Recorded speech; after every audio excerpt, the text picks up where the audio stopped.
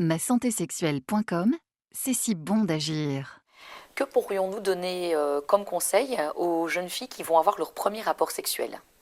Alors tout d'abord, il est essentiel, comme c'est quand même un premier événement assez angoissant pour certaines, assez stressant, d'être détendu et de le sentir avec la personne avec qui on veut le faire. C'est-à-dire s'il y a la moindre crainte que la personne ne respecte pas la fille ou bien même son corps, c'est super important d'être en confiance. Je dirais que c'est le premier point.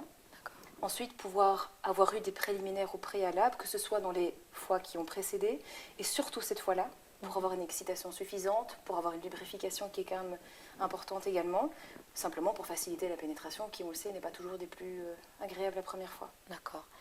Est-ce qu'il y a des choses à éviter lors de la première fois? Être stressé et crispé, parce que simplement ça peut même provoquer des contractures qui pourraient même empêcher la pénétration, par exemple. Ne pas oser dire quand on ne veut pas quelque chose. Il faut toujours dire oui jusqu'au bout, c'est-à-dire c'est pas parce qu'on est d'accord pour l'intromission du pénis qu'on est d'accord pour tout le reste du rapport sexuel. Donc c'est important de pouvoir dire oui, j'en ai envie, le faire comprendre. Alors ça veut pas dire parler et avoir des mots dans tous les sens, parce que ça peut être un tue-l'amour. Pouvoir exprimer par le regard, par le corps qui s'offre, etc. Ok. Et donc justement, j'ai oublié ma question. Dans la première fois, qu'est-ce que je voulais dire? Un truc important. Aidez-moi. Des freins, un petit conseil. Merde. Merde. Je ne sais plus. Enfin, tant pis, je ne le poserai pas alors. C'est suffisant ou pas derrière?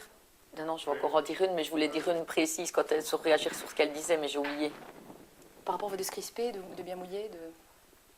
Ah oui, ça va. Est-ce que il y a la croyance qu'on a très mal la première fois donc, est-ce que c'est ça que vous voulez dire? Ça ira si je le redis maintenant, tout de suite, ouais. Oui, c'est ça.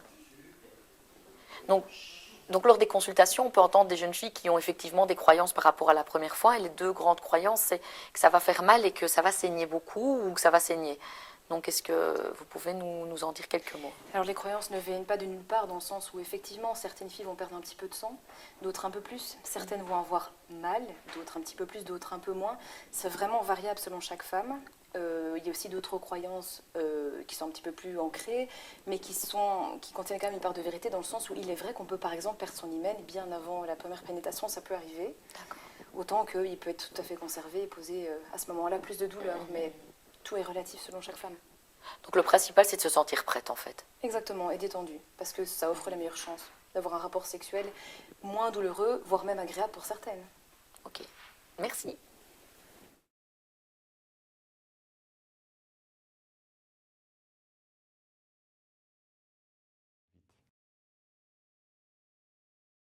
Masantésexuelle.com, c'est si bon d'agir.